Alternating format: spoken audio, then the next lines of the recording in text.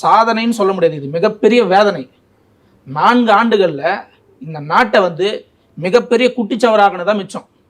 4 ஆண்டுகள் எதை தம்பி நீங்கள் சாதனையாக பார்க்குறீங்க?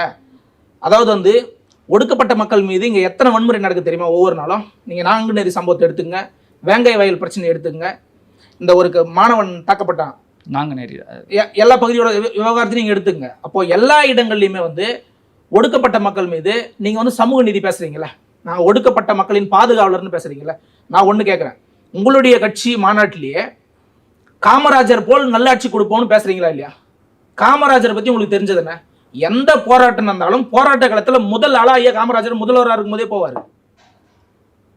போய் நின்று அந்த போராட்டத்துக்குள்ள என்ன பிரச்சனைன்னு சொல்லி அவரே பேசி அவரே தீர்த்து வச்சுட்டு அந்த போராட்ட காலத்தை விட்டு போவார்.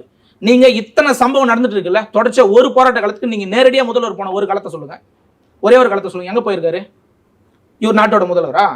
சம்பவம் நடந்து 10 நாள் போட்டு அந்த துறை அமைச்சருங்க போவாங்க, கட்சிக்காரங்க அங்கே போராட்டத்திலே வரவேற்பு கொடுக்கலாம். பார்க்கப்படுது தம்பி, அவன் செத்து போயிருக்கான் ஒவ்வொரு இடத்துலையும், அமைச்சர்களுக்கு வரவேற்பு கொடுக்குறான் அந்த இடத்துல, கட்சிக்காரன் வந்து நின்றுட்டு சால்வ் போட்டுட்டு.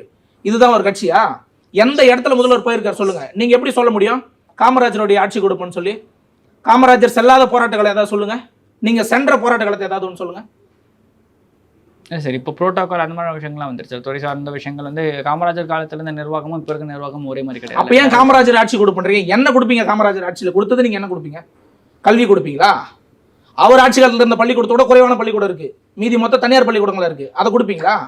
என்ன கொடுப்பீங்க நீங்க? காமராஜர் ஆட்சி காலத்தில் கொடுத்தது என்ன கொடுப்பீங்க? அவர் எத்தனை அணை கட்டிருக்காரு தெரியுமா உங்களுக்கு? அவர் இதை சொல்லுங்க தம்பி, காமராஜர் ஆட்சி காலத்தில் கொடுத்தது நீங்க என்ன கொடுப்பீங்க சொல்லுங்க. அப்ப எதுவுமே குடிக்காத நீங்க எப்படி காமராஜர் ஆட்சி கொடுப்போம்னு பேசுவீங்க? அப்போ உங்களுடைய மாநாட்டிலே எங்க அப்பா கலைஞர் போல் ஆட்சி கொடுக்கணும் பேச முடியுதா? முடியல, அங்கேயே தோத்து போயிட்டீங்க நீங்க.